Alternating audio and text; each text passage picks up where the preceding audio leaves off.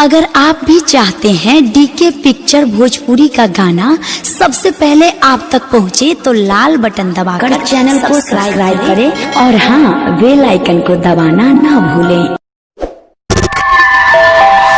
दीपक सिंह छपरहिया।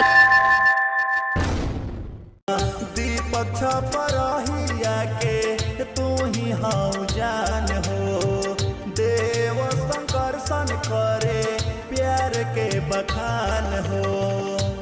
धोखा नौतरन धीरज छोटू अनमोल के, धोखा नौतरन धीरज छोटू अनमोल के। जन जाए करे जा हमरा के छोड़ के, जन जाए करे जा हमरा के छोड़ के। मुहावा तो मोर के रिश्ता हमसे तोड़ के, मुहावा तो मोर के रिश्ता हमसे तोड़ के, रिश्ता हमसे तोड़ के। जन जाए करे जा हमरा के छोड़ के। Recording by audio temple, Basant road, Garkha.